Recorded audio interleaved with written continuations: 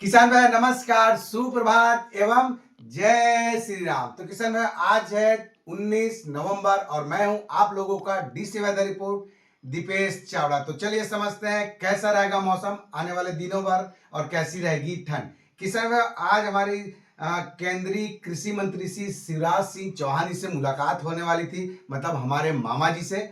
और कुछ कारणवश कैंसिल हो गया। हमारे काठाडी रायपुर से भाटा गांव से काठाडी लगभग 5 किलोमीटर पड़ता है, वहाँ श्री शंकर अग्रवाल जी के यहाँ था, सोनू दाऊ और अनुज अग्रवाल जी के यहाँ।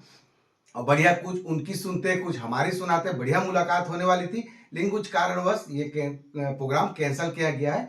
तो अगली बार फिर एक बार प्रयास करेंगे इस प्रकार का। तो चलिए समझते हैं किसान भाई किस प्रकार का मौसम रहने की संभावना है। अभी देखा जाए किसान भाई डायरेक्ट हवाएं मध्य भारत पहुंच रही है, मतलब मध्य भारत पहुंच रही है। क्या होता है किसान में जब भी कभी पहाड़ों पर डब्ल्यू आते हैं, मतलब पहाड़ों पर डब्ल्यू का मतलब होता है सिस्टम।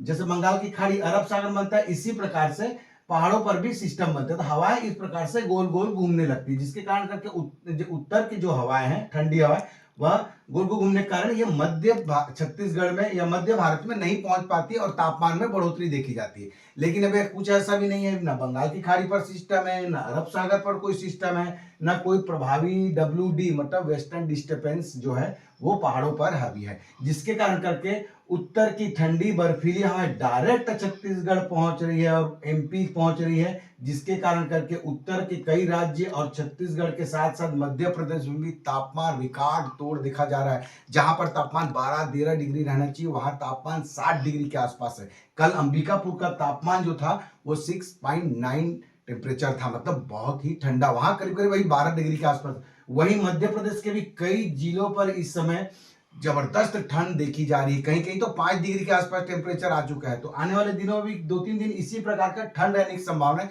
लेकिन बहुत ही जल्दी बंगाल की खाड़ी पर एक मजबूत वेदर सिस्टम फिर अंडमान सागर के आसपास बनेगा। बहुत सारे जो मौसम विभाग है इसका ट्रैक जो है वो उड़ीसा के तटों से ऐसा करके बता रहे हैं, जिसके कारण हो सकता है कि देखो ये तो है कि आने वाले 3-4 दिन बाद टेम्परेचर में बढ़ोतरी देखी जाएगी और बारिश की एक्टिविटी कैसी होगी और कौन कौन से राज्यों पर होगी इसका भी अनुमान नहीं लगाया जाता। तो इसका दो ट्रैक है, एक तो बता रहे हैं इधर और एक बता रहे हैं उत्तर की तरफ।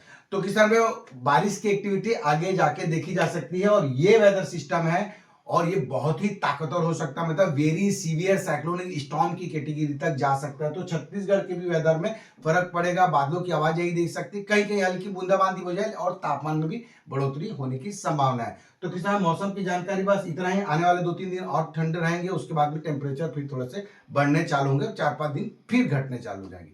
तो मुझे आप लोग अब दीजिए इजाजत किसान भाई, धन्यवाद।